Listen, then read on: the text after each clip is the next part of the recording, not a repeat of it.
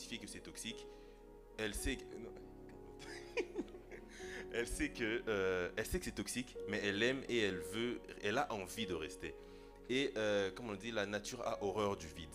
Si elle n'arrive pas à quitter, c'est parce qu'elle n'a pas, elle n'arrive pas, quand elle essaye de sortir ça de son cœur, ce vide-là dans son cœur persiste, et elle a envie de le recombler. Et, ben, c'est la personne qui est en face de lui qui va combler facilement. Fait que pour la sœur en question, j'aimerais lui dire juste, quand tu essaies de te retirer de la personne, ne fais pas juste se retirer de la personne. Même quand des enseignements que j'ai suivis il y a un peu longtemps, on disait, genre quand tu veux quitter un péché, c'est pas pour que genre juste tu quittes. Quand tu vas quitter là, tu vas revenir. Remplace-le par quelque chose de positif. Quand toi tu enlèves, c'est pas, je te dis pas non plus de te jeter dans les bras d'un autre homme, mais c'est juste quand tu enlèves les sentiments que tu veux, genre l'éloignement que tu veux prendre avec cet homme-là, remplace-le par celui qui t'a aimé le premier, celui qui t'a toujours chéri, celui qui t'a toujours donné de la valeur et qui ne sera jamais toxique pour toi. Remplace-le par l'amour de Dieu. Remplace-le. Viens, je sais pas moi, crée-toi quelque chose. Viens servir, viens chanter, fais quelque chose qui te donnera, rechargera tes batteries tous les jours. Et voilà quoi, tu verras que ça sera moins dur. Parce qu'on peut juste dire quitte, mais elle va pas quitter. Parce qu'elle n'a pas remplacé ce qui est comblé dans son cœur. Fait que voilà un peu. Merci. Amen, on peut acclamer pour Jésus. C'est pour répondre à Frère Franck. Ok, faut aller. Je vais essayer de répondre. La question c'était quel est le rôle des influenceurs chrétiens dans le digital, c'est ça? Genre mode sur les réseaux sociaux, dans le monde du digital. En fait, si j'ai bien compris la question, c'est quel est notre impact? Bon, qu'est-ce qu'on doit faire sur les réseaux sociaux? Je ne sais pas si... Il peut préciser la question. En fait, quand je parle du digital, je parle du monde numérique, que ce soit artificiel. Donc, étant donné qu'il y a forcément des influenceurs, on veut savoir comment trouver le bon dans le mauvais, ou bien le bon parmi le mauvais, entre les influenceurs. D'accord, merci. Bon, déjà, comme on avait dit tantôt, il n'y a pas de sphère, il n'y a pas d'endroit spécifique où on doit impacter. En tant que chrétien, en tant qu'influenceur chrétien, on doit aller partout.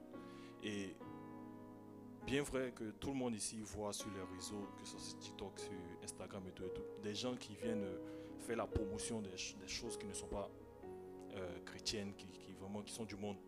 Et pourquoi nous, chrétiens, devons rester à la marge, en mode de ne pas exprimer le Dieu que nous prions.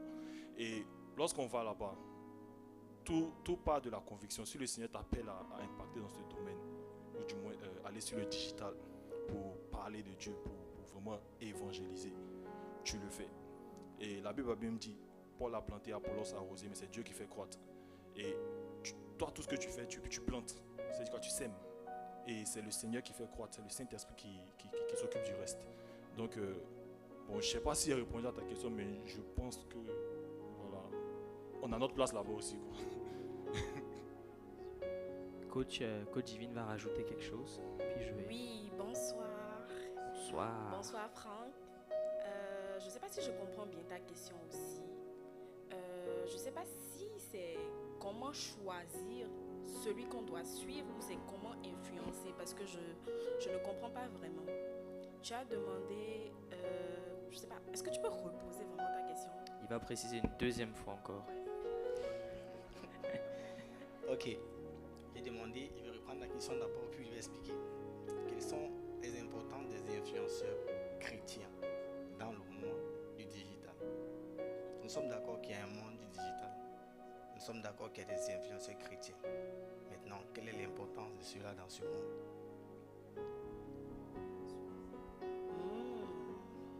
Question. Question.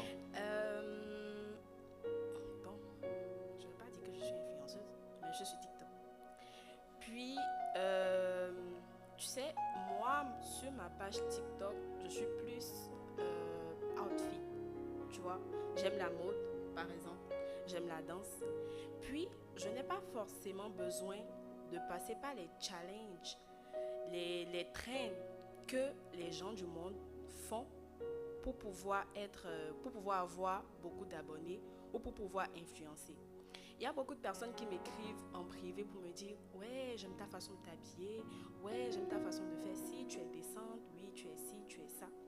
Mais ce que je veux dire, c'est que même dans le digital, si par exemple tu aimes le web marketing, si tu aimes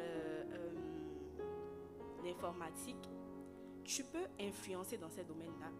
Dans le digital, dans le web marketing par exemple, si tu dois vendre des produits, par exemple, pourquoi ne pas commencer par des produits chrétiens, des livres chrétiens? Pourquoi ne pas influencer de cette manière? Pourquoi dans l'informatique, si tu crées des jeux, je ne sais pas quoi, pourquoi ne pas créer des jeux bibliques pour influencer? Si tu es outfit, pourquoi ne pas mettre outfit du dimanche? Puis dans ton outfit du dimanche, tu parles d'un passage, tu mets hashtag quelque chose. Tu peux influencer de cette manière. Je ne sais pas si tu comprends un peu, je ne sais pas si je réponds à ta question. Tu vois, si tu es artiste comme Elvis, chante pour Dieu. Si tu es pianiste, compose des mélodies pour Dieu. Fais quelque chose et mets sur le net et tu vas influencer. Et il y aura quelqu'un qui sera touché et viendra à Christ. C'est tout. Amen. On peut acclamer pour Jésus. Non, cut. Tu as 30 secondes. Oui.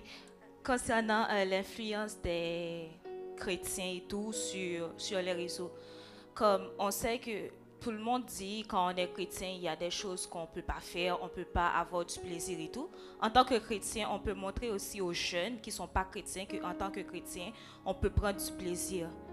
Comme aller à l'église, ça nous donne du plaisir. Donc comme ça, ils vont vouloir aussi aller à l'église. C'est montrer qu'on ne mène pas un mode de vie fade comme ils le pensent, mais qu'on a vraiment la joie en tant que chrétien, chrétienne. Montrer qu'en Christ, il y a la joie. Il n'y a pas que dans le monde qu'il y a la joie, cette fausse joie qu'on nous vend, mais en Christ, il y a vraiment la joie. Et s'ils voient comment on vit en tant que chrétienne, c'est vraiment exposer notre vie chrétienne sur les réseaux. Ne pas avoir peur d'exposer ce qu'on expérimente en tant que chrétien sur les réseaux. Et comme ça, ils vont vouloir expérimenter cette même chose que nous. Je pense que c'est comme ça qu'on peut commencer à influencer, d'après moi. Amen. Est-ce que ça répond un petit peu? Ok. Alors, ce que je pourrais rajouter dans sa question, parce qu'il a vraiment, dans la réponse, parce qu'il a parlé du rôle, déjà ce que vous devez savoir, c'est que en tant que jeune, si vous êtes déconnecté du numérique ou du digital, vous êtes très très en retard. Je dis très très en retard. Aujourd'hui même dans le monde du travail, si vous travaillez par exemple dans les nouvelles technologies, si vous méprisez l'intelligence artificielle, vous êtes très très très en retard. Parce que ce que toi tu vas faire avec tes compétences que tu as appris à l'école, quelqu'un avec l'IA il le fait en 5 minutes. Amen. Donc le rôle d'un chrétien déjà, c'est de se mettre à jour. Parce que les technologies numériques c'est un outil. C'est un outil et on peut l'utiliser pour le bien comme pour le mal. Donc, en tant que chrétien, si tu aspires dans le numérique, tu commences par te former. Aujourd'hui, Internet est ouvert à tous. Avec un navigateur web, tu as la détermination, tu peux t'auto-former. Parce que ce qu'on cherche, ce sont des compétences. Au-delà de la connaissance, c'est le volet théorique. La compétence, c'est d'appliquer ce que tu connais. Donc, forme-toi dans le numérique, forme-toi dans les nouvelles technologies et ne laisse pas cet outil juste chez les païens. Non. On en a besoin, par exemple. Aujourd'hui, on est en train d'être filmé. On va mettre ça sur les réseaux sociaux parce qu'on veut toucher le numérique aussi. Les caméras. Est-ce que vous savez, par exemple, je l'ai dit au culte des Blooms, à quel âge Mark Zuckerberg il a inventé Facebook? Il était très jeune. C'est juste une idée qu'il a eue. Il a lancé la chose. Aujourd'hui, Facebook pèse des milliards de dollars. Peut-être que tu es le prochain Mark Zuckerberg. Non, toi, amen, tu n'es pas très très sûr de toi. Amen. Pourquoi laisser cette sphère-là juste aux païens? Nous aussi, Franck, on a un rôle à jouer là-bas. Et pour te donner un témoignage pour terminer, Divine a parlé de TikTok. Moi, je me souviens, en 2023, Dieu me dit, Loïc, il faut ouvrir une page TikTok, il faut que tu parles de moi. Ça, c'était en 2023. Et j'ai vraiment résisté à la voix de Dieu. J'ai résisté à la voix de Dieu parce que ça ne m'intéressait pas. Je me disais justement que TikTok, là, il y a trop de choses bizarres là-bas. Et Dieu m'a dit, donc, ok, il y a trop de choses bizarres là-bas, mais c'est à toi, c'est à vous, chrétiens, d'aller mettre les bonnes choses là-bas. Parce que le numérique, vous n'imaginez pas les milliards de personnes qui sont derrière. Je dis bien des milliards de personnes. Aujourd'hui, quand on sort évangéliser, on peut toucher en une soirée peut-être une dizaine, vingtaine de personnes. mais une de tes vidéos peut toucher des millions de personnes sur Internet. Et au début, je résistais à la voix de Dieu. Je faisais ça avec négligence. Mais l'année dernière, au début d'année, Dieu m'a dit, il faut que tu sois plus sérieux à ce niveau-là. Et quand j'ai commencé à m'y mettre sérieusement, c'est même drôle, avant le talk show, je suis un peu allé voir les statistiques et c'est très humblement que je vous le dis, c'est à titre de te répondre, de te montrer l'impact qu'on peut avoir. Depuis le début d'année, mes vidéos ont touché plus de 500 000 personnes. Donc il y a eu plus de 500 000 vues pour ces vidéos-là. Et quand j'ai vu ça, j'ai dit, en fait, tu ne réalises pas, on a parlé tout à l'heure du travail, tu ne réalises pas en faisant les mêmes choses, en ayant une discipline, là où Dieu peut t'emmener, l'impact que tu peux avoir. Donc pour répondre à ta question, commence par te former, peu importe, que ce soit dans l'IA, que ce soit dans les médias, forme-toi et l'Esprit de Dieu va t'inspirer ce que tu dois dire, ce que tu dois faire et derrière, il y aura le résultat que Dieu va atteindre. Amen. Ça répond un petit peu à la question? Ok, gloire à Jésus. Alors on va se tenir debout, nous sommes arrivés à la fin. Est-ce que quelqu'un a été béni par ce talk show? Amen. Est-ce que tu peux acclamer Jésus si Dieu t'a fait du bien encore ce soir? Alors on va juste incliner nos têtes, on va prier. On va demander à Dieu ce soir, alors qu'il nous a inspiré ce thème, on va lui dire, Seigneur, nous servons ici dans ta maison, nous sommes des jeunes qui servons pour toi.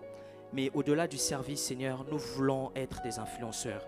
Nous ne voulons pas être des influenceurs pour que ce soit nous qui soyons vus, mais nous voulons être des influenceurs pour que toi sois vu, Jésus. Alors tu vas prier. Peut-être que pendant qu'on parlait, Dieu t'a soufflé un domaine, il t'a soufflé une activité peut-être. Quelque part là où il t'attend en tant qu'influenceur, tu vas dire, Seigneur, aide-moi à impacter, aide-moi à localiser ce domaine-là. Commence à prier dans le nom de Jésus. Père éternel, nous voulons te dire merci. Nous voulons te rendre grâce parce que tu as été avec nous, Papa, durant ce temps, parce que tu as été avec nous durant cette activité, Seigneur. Je prie pour tout un chacun, Seigneur. Tu nous appelles tous ici à être des influenceurs. Tu nous appelles tous ici à toucher, Papa, différentes sphères, que ça soit dans la mode, que ça soit dans les technologies, que ça soit dans les médias, Papa, dans l'éducation, Papa, dans les 12 portes d'influence prophétique que tu as révélées à ton serviteur, l'apôtre Mohamed Sanogo. Tu nous appelles à y aller, tu nous appelles à manifester, Seigneur Christ, parce que tu as dit que la nature attend avec un ardent désir, Seigneur, la révélation des fils de Dieu. Seigneur, je prie que, Papa, à travers les discussions qu'on a eues ce soir, que tu puisses susciter, Père, des influenceurs qui auront le cœur de Dieu, des influenceurs qui voudront, Seigneur, emmener Jésus à être vu au-delà, Papa, de l'église, Papa, dans les écoles, dans les universités, dans nos lieux de travail. Je prie, Seigneur Dieu de grâce, qu'il y ait des influenceurs, que ce département fasse naître des gens, Papa, qui vont impacter, Seigneur, mais qui vont garder un cœur humble, qui vont garder, Papa, une humilité d'un enfant, Papa, parce que ce n'est pas nous qui allons le faire, mais c'est l'Esprit de Dieu, Seigneur. Merci, Seigneur, parce que tu le fais. Merci parce que tu l'accomplis, Seigneur. Je te recommande, Papa, chaque bloomer, chaque personne qui va suivre, Papa, cette vidéo, qu'il ait véritablement une transformation, qu'il ait véritablement un impact, qu'il ait véritablement, Seigneur, un avant et un après éternel. Merci parce que tu le fais. Merci parce que tu l'accomplis dans le nom puissant et glorieux de Jésus. Amen. Est-ce que tu peux acclamer encore Jésus ce soir? Alléluia. Donc, nous sommes arrivés à la fin. Tu peux saluer un voisin, saluer une voisine. Et puis, les nouveaux. Ok. Bon, on va les accueillir à la fin. Faut faire à la fin. Parce qu'il y a une autre activité qui va se faire là. Donc, il faut faire ça à la fin. Ok.